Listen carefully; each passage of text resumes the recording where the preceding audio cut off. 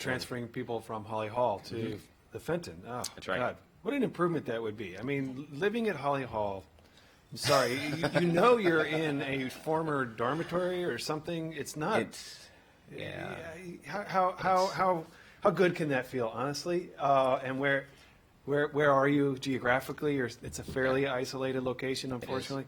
And to be able to now be right downtown in Silver Spring, walkable to employment opportunities, to a variety of different transit service. Well, just services in general. That's life-changing for those who potentially It life-changing. is, right. And I'd say the same thing for Victory Crossing. We partnered to make that happen as well. Go ahead and add. And I would also add, from an equity perspective, our public housing properties are, unfortunately, because of the nature of the program, they're entirely segregated. They are 100% extremely low income residents all in one place. And so in addition to the upgrade in housing, which is really important, especially since most of this property was occupied with seniors, so now they're moving into buildings that are built to ADA standards and so forth, but they're being moved into mixed income housing. So they're being moved out of the public housing program, and we did this for even our renovations. For every single RAD project we did, we introduced mixed income to what was prior to that 100% extremely low income. So there was a real important equity perspective to what we did. Equity as in race, equity, and inclusion. Right. Which I think is an extraordinary sort of underpinning to this, because that's really at the heart of the mission as well. And we probably don't state it as much, but it's also one of those things that we're passionate about, because it is mission centric. It really is right at the heart of it. How do we make sure families and individuals have access to the best that Montgomery County has to offer?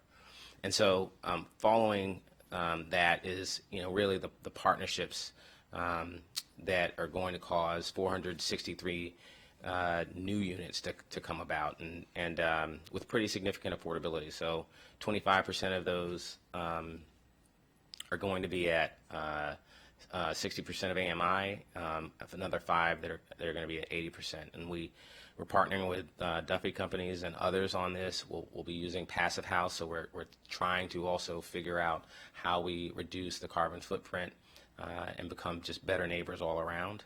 And we're talking about, we're actually using something called Prescient. I think we've talked a little bit about that. It's a construction system, building technique that allows us to get out of the ground faster, more stably, with more contained and controlled cost. So that's at $173 million in development costs. And then literally, probably not because it's HOC, but because of the partnership, my most favorite partnership story in the country, is the sort of often ballyhooed Housing Authority partnering with county government to sort of take the mantle and push the idea of what's possible. And so we are working with the county government to build a world-class recreational and aquatic center that is the base of a brand new senior building, and open that entire sector of Silver Spring up, because there'll be a third building as well. But what we're creating there is just incredibly exciting, and it also harkens back to the past. This intentional reinvestment in property, and so that was the agency's first public housing building, Elizabeth House, and so now Elizabeth Square in its the agency's first. Yeah, it was our first. And look, if it rains, and you're in the building, like, you don't have to go outside. It's raining. Wow. Right. I mean, it's what it was. It was functional for the time, but we're in 2019, and so I really want to thank the team and the county for the support, but also the commissioners, because you want to talk about some difficult animated conversations. Elizabeth Square has brought out the best in this agency, in this county. And I just can't wait to see it. And then what I'll also say is, once again, we were able to partner with private sector to give people choice. We're introducing choice into affordable housing because persons who are in those rental assistance demonstration units that are restricted at incredibly low rents are able to now choose Victory Crossing or Victory Haven for opportunities. They don't have to wait for the new building. And so, as I said, we continue to be excited about it. And so as we push through, this was an important partnership with Lee Development Group, and Holy Cross continues to be a part of it. And of course, as I said before, Montgomery County government. So, yeah. Pretty spectacular. Yeah. And so with that, I'll open it up for any questions that you might have. And I also just wanted to add, the reason that, in particular, Holly Hall and Elizabeth Square, but also several other projects were Housing Opportunities Commission a few years ago really jumped on the rental demonstration project and was able to get ownership through what was a limited approval of applications. So not all housing authorities in the country were as successful at the RAD demonstration approvals as HOC, and Mr. Reamer will remember, because we had discussions about this, the amount of work that HOC invested in to get those applications in like right away, to get those approvals so that they can leverage these assets. Because part of the problem was when it was public housing, even if they wanted to, they didn't have the kind of ownership that allows them to leverage those assets. So I think we can't discount the work of several years ago Right. that HOC did on the front end to make sure that we had approved applications, because again, they were limited and there were many housing authorities across the country that didn't jump on it as fast as HOC and didn't get approvals. And so I just So we have wanted- operational excellence enabling us to compete successfully for resources that other communities just So can't get to. I just don't think we should forget the background of that, of everything that HOC invested several years ago to make sure that that happened. But you paved one parking lot. All right. Okay. Nope. No one is. And I think that's part of the conversation, right? Okay. There was a mistake with the parking lot. You've admitted that, and these things happen in an operation of your size. We don't want them to happen. We're going to have that conversation, and we're going to figure out how to avoid those problems. But let's see the forest for the trees here. This is a highly successful partner to the county that is achieving the mission that this community really has, which is to have a place for everyone to live, or at least aspire to have a place for everyone to live. And if you weren't out there making that happen for us, where would we be? Okay, Mr. Friedson up and Mr. Joanna following. Thank you for that. First of all, thanks for the presentation. It's really good to get a broad sense of the breadth of financing and development and retaining and creating of affordable housing that you're doing. We generally get it on a case-by-case, project-by-project basis, but it's rare that we get a chance to kind of see the full body of work and the full breadth of the work that you do. So I appreciate the discussion this morning. And I agree. I think it's really about housing affordability. It's about inclusivity and how do we create the communities that we want, that have the values that we share, and that's really, I think, what a lot of the projects that you've talked about this morning are speaking to. I'm particularly interested on the two final projects because I think there are lessons there. One, I think it's great because it speaks to the leveraging of every level, private, public, federal with RAD, state, and federal pass-through opportunities and tax credits and other things.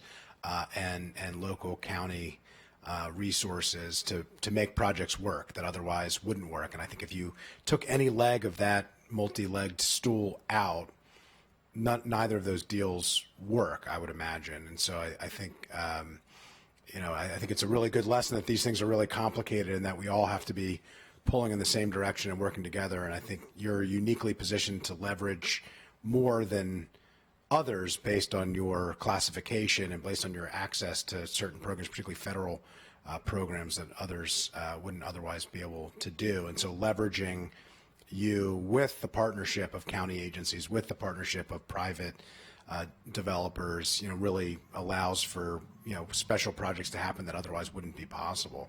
But I specifically wanted to talk about the Hillendale project, the prescient. You kind of mentioned it a bit. We've had previous conversation just very briefly about this, but I'm fascinated by this. The biggest problem that we face in housing now, and certainly in large multifamily housing, which is probably what we need a lot more of, is construction costs and the massive escalation of construction costs.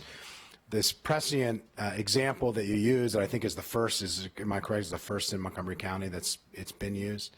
Can you talk a little bit about that, of what the cost savings are, who's used it before, how we can leverage this, what's the story, one of the challenges we get is you get over 4, 5, 6 stories, you have to use steel. Steel is very expensive. My understanding is this basically allows you to go to basically 12-ish stories, and with a steel or steel-like construction, but it's basically prefab. But could you just talk through how it works, why it helps, the cost savings there, and how this could be replicated to other projects to save construction costs, to be able to bring projects online at a better cost? Absolutely. I mean, you essentially boil it down, and I'll ask the team to jump in. We spent a good bit of time researching it. We've seen it in action. We've seen it in the built environment. We've seen it under construction. You're faced with doing stick or stick over podium, or again, as you pointed out, concrete and steel, and the stick over podium is only going to get you what we have. I mean, essentially. When we're talking about need as vast as this, and the need to kind of move faster and control costs, you've got to look at new technologies. And prescient is interesting. This is not is not the best comparison, but imagine building a base in pieces that all fit together, that are designed as you're drawing, as the architects are drawing, and the rate of error is minimized because it's machine crafted, and then the parts are designated. The actual location of the parts are designated. The channels for electrical and broadband and things of that nature already within it. And so you're not having to sort of come behind after using a naturally grown material or a fabricated material and cut out holes and do all this other thing. So that by itself. So you get the base up. And once you get the base up, then you've got all the trades coming in to those lower floors doing that activity as you're now putting the other floors on top of it. And so, so it's not just the material; it's the time. Time is money, and so the labor can go faster. Right. So you're still using people to build it, but the timeline of bringing it online. That's correct. Is much quicker. That's correct. And so, as I said, we've seen it in Denver. I've actually been in buildings in which it sort of being used under construction. I've been at their training facility. I've actually seen it fabricated, and then been in buildings that are under operation. It's in Charlotte is using it pretty significantly at this moment. Maryland just hasn't done it yet, but we're about to. It's Montgomery County, so why not break the mold? And what I can We're breaking the mold by using a mold. It sounds like exactly. And the moment we use it, I can pretty much guarantee you that folks are going to start to pick it up. Did I leave anything out? I mean, I would just add that first of all, I would sort of echo what Stacy said about how much time we actually spent with the system, because it's not a system where you can design a building and then apply the system to it. You actually have to design your building with the system in mind, and that was a lesson we learned. So we spent a significant amount of time, and I would add that this is a public-private partnership, and it was a lot of the research and this recursive thinking about how to use this system most efficiently came from our partner, the Duffy companies, who were willing to spend 2 years with us thinking about how to make this system cost-effective. And so the magic of this, and the reason why we kept at it for those years, is because you get density bonus for doing MPDUs, but the problem in a lot of cases is that to get that density bonus, you have to switch to a more expensive, intensive construction type, and so it makes the entire building more expensive, and thus the extra density can't be realized because now your building's ineffective. And You so have to switch because you have to make the building bigger. You have to Right. add more units in order for the numbers all to work out. So what we discovered is that instead of building stick over podium, where there's a concrete level or two underneath, that we can actually build 12 stories of prescient for the exact same price per unit. So we're going to get 5 additional floors without changing our price per unit.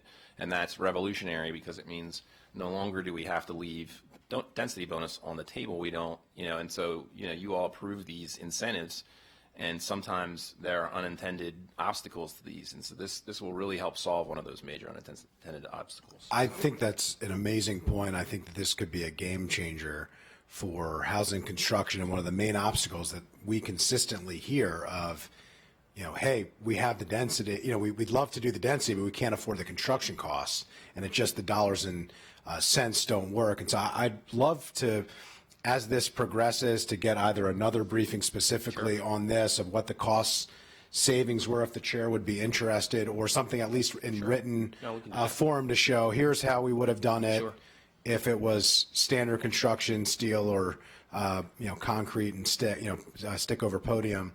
Here's what it was in prescient. Here's what we believe the cost savings were. Here's how much shorter the time was. I think if we can use this as an example and spread the gospel to to the broader community and demonstrate this as a proof of concept. One, I think it'll demonstrate the agency as a leader on this, and I think it also could help to navigate through what has been a challenge for others in seeing a successful model of how to save money on construction costs.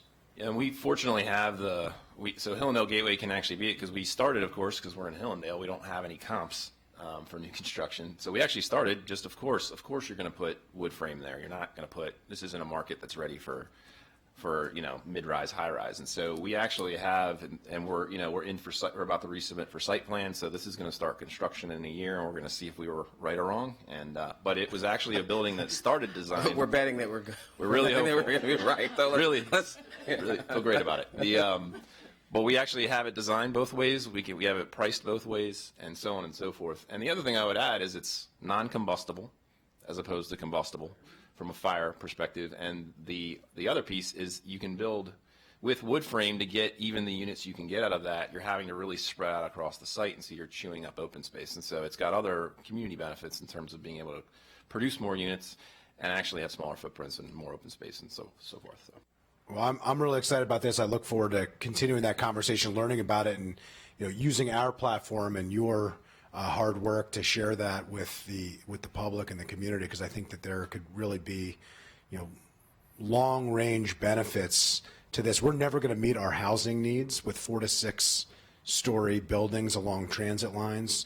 It's never going to actualize the vision that we have for BRT and other other transportation investments unless we are really creating the density that we need in order to meet those needs. And we can't do it if construction costs don't justify a private sector market that can actually build these things. And so if this is the answer or one of the answers or among the answers, I am incredibly excited. I'll just on Elizabeth Square, I agree that this is a really exciting project that brings everybody together. I'm particularly excited of it as a model for a very urban area in need of a world-class recreational facility. I could think of another place where there is serious need for a recreational facility that is in an urban environment that I have mentioned. It rhymes with Bethesda. Anyway, I look forward to seeing that project and how it works. I think that there is a model there that we can do, even if it is a slightly different version of that. But I'm hopeful to keep tabs on how that project moves forward, the success of that project, and see how we can replicate it in other areas. Again, we can't build create more land in our urban areas, but we can better utilize the land area that we have to create better facilities. And I think Elizabeth Square is a really good example of that. And I'm really excited to see that project move forward and hope we can replicate it elsewhere. So I'd like to keep hope alive. I'd like to follow up with a conversation about the construction method and maybe have DPS in the conversation. Maybe there's a way that we could develop sort of an excellence the Center of Excellence at DPS so that the private sector can, start tuning in here and saying, well, it's not so risky because if I go down this path, we've got people who know how to get it done with me. Councilmember Jawanda. Thank you, Mr. Chairman. Thank you all for the presentation and for all the work. And Councilmember Friesen, good thing is that we're so interconnected. The Silver Spring is so close to Bethesda that folks can come on over and take advantage. No, this is great. I had two questions. One is related to vacancy rates. What are the vacancy rates now? And if you can break it down by versus market versus your affordable, if you know that, but you can get back to me on that piece if you don't know I can that. get back to you. We're about a 5% vacancy rate right now. Has that been consistent? Across portfolio? Has that been consistent over time? Has that gone up or down? If so, what's changed it? I think it's gone down over the last couple years, but I certainly am happy to give you a specific information. Yeah, that's relatively low. Is that on par with other housing authorities? Like, where do we fit in the with other housing authorities? Yeah. Well, we're not really we're not a direct comp. I think it depends on the housing authority. Right. You can seems good to me. It seems like that's a low rate, but I don't. Well, assuming you're not shuttering units, right. And causing them not to be included, it's okay. It's not awesome. 98% is awesome. Okay, there we go. Okay. So what's keeping us from getting?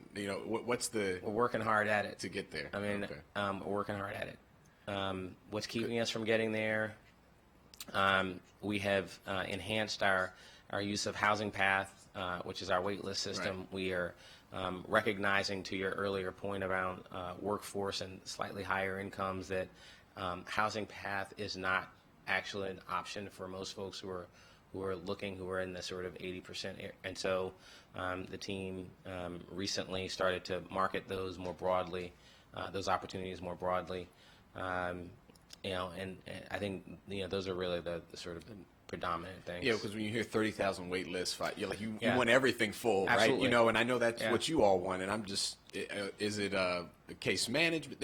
Are there? No, so the wait list is everybody who wants right. to live somewhere, but everyone who wants to live somewhere, there are other challenges. In some number of folks in that list. And it's interesting that you asked this question.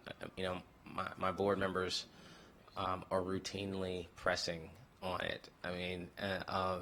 And the fact of the matter is we are working to ensure enhancement of those persons where we can. And then there's still others who quite frankly wouldn't qualify, and there are other challenges, and so we're trying to figure out appropriate housing solutions for them. The vast majority of the folks who are on our wait list want a voucher. Right. That's the sort of number one, which is also a reason that the team began to really more broadly market opportunities to folks in that sort of band of, and it's really probably like 60 to 80, so that marketing more aggressively, and so we've seen as a consequence of that pick up on occupancy. Yeah, and so just as a follow-up, I'm just interested in the vacancy issue, on the breakdown of I got you. What types of units. Absolutely. You can just Certainly. send that would be great. Sure. I am very interested in we've talked about this before, the construction types that Sure. can lower costs, because we're all thinking about how do we have this crisis, how do we get housing to as many people as possible at a rate that they can afford? And certainly the costs of construction are a big part of that. How much money we invest, how much we're able to leverage. I do think that we need, and I know I've said this to you, that we always need to be trying to get the best deal we can when we're working with our development community. And so there's a lot of factors involved. Sure. And obviously if you can lower construction costs, that's a big one. And so I'm eager to talk about that. So thank you this has been helpful, and I look forward to following up with you guys. Sure. Thank you. Thanks. I was so excited about this new project that I forgot I had another question as you were going through the presentation. But you have a terrific staff. You talked about it earlier. I guess my question is, if you had more staff, more resources, could you do more? Generally, the answer is always going to be yes. But look, I got to tell you, I mean, my job is to take all the shots and push as many roadblocks out of the way for the team. That's basically all I do. The team themselves is less about more staff than it is about how we get more resources that are appropriately directed toward mission. And so, if I had an ask, it's going to be around resources other than human capital. So do you think if you got more resources other than human capital, but didn't get additional human capital, that you could do significantly more? I know I could, because we can buy look, I mean, what's the The magic? staff is looking around like, that sounds like more work. No, But they. Yes.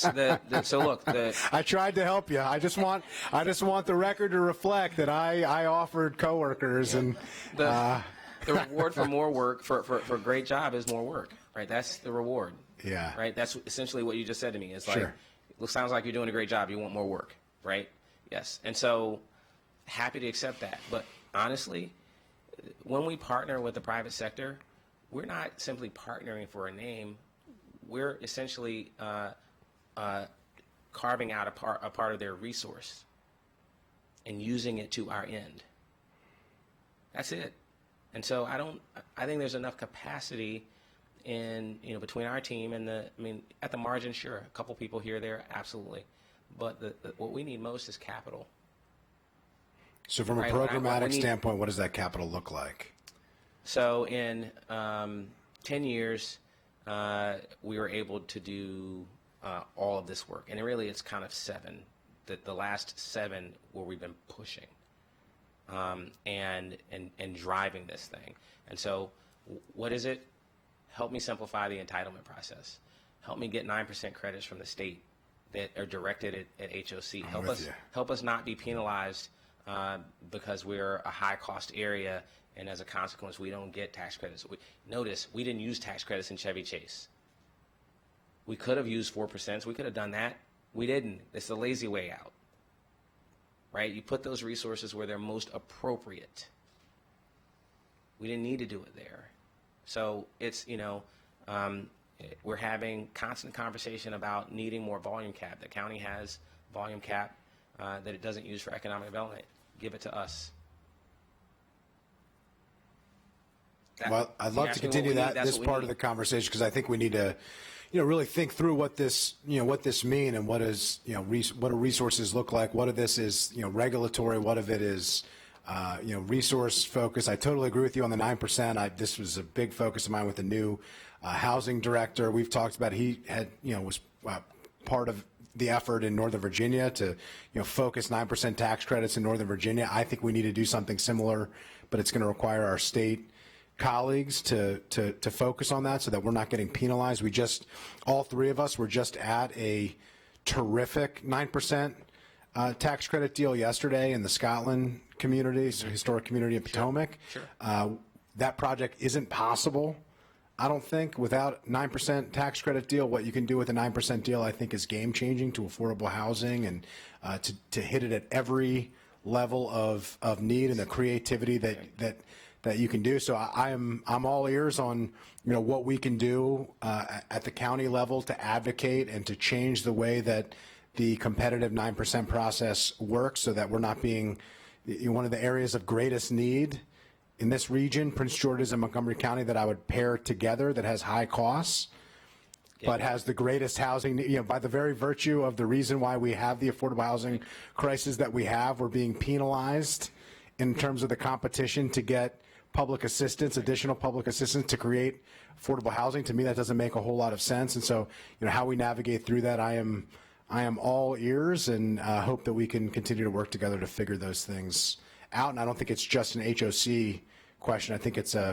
across the board, nonprofit affordable housing developers, private developers who want to partner with you or with other nonprofit affordable housing providers. I mean, I think that this construction piece and the 9% piece, if we could get those 2 things right, I think that the sky is the limit, literally and figuratively, and we could really move things forward.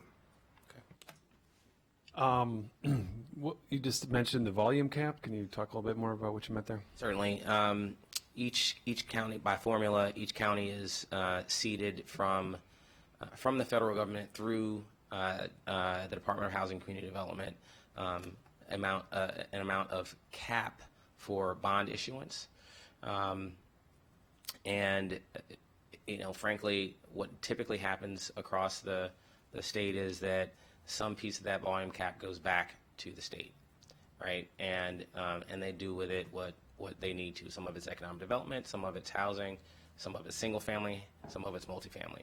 Well, we happen to need more multifamily cap, all right, more housing cap, quite frankly.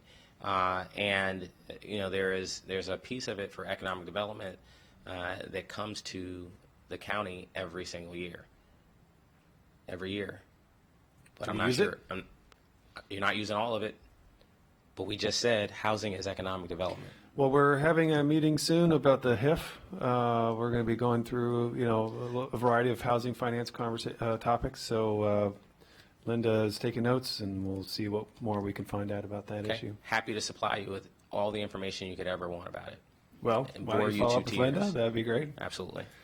And I just can't help but, actually, I wanted to ask you about the governance issues that are at whatever this hearing is tonight. But before I do that, I want to put a quick plug in. One of the ways that we could support you in Hillendale with that amazing project you're doing is related to the transportation piece, which sadly has been derailed by the executive branch, county executive. There was a strategy to provide for a solution for transportation to serve the area that was, agreed to. County executive came in, derailed it, wants another alternative.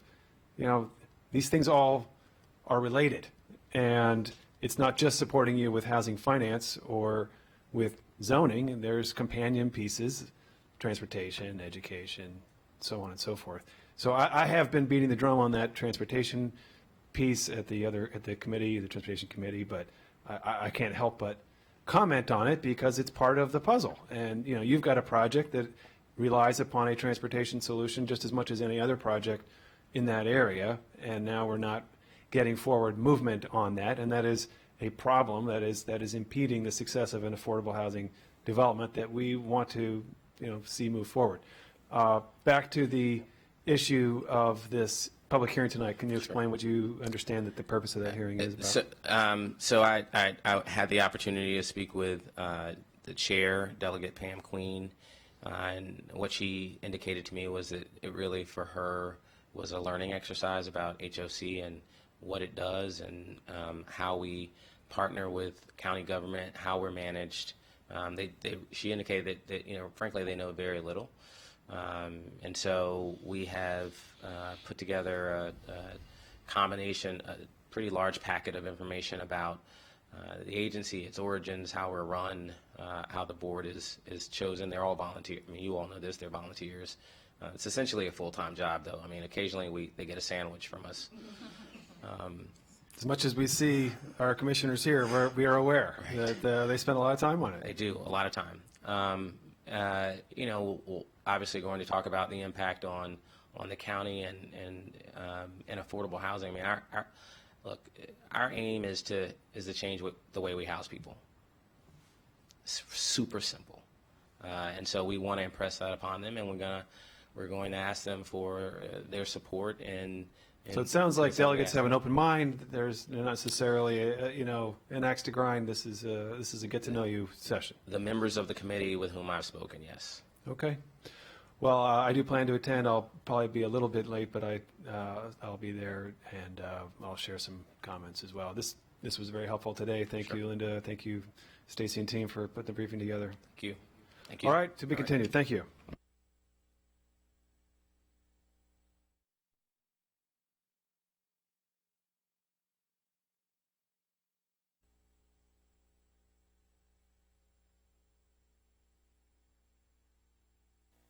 Don't oversleep, and dear. our election workers are standing at the door calling in, we can't get in, we can't get in.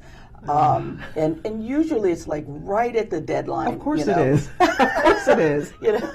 The facility person come running in, and the good thing is that we set up the night before. Yes. And so, which can take about an hour, hour and a half. That's so, yes. Now, for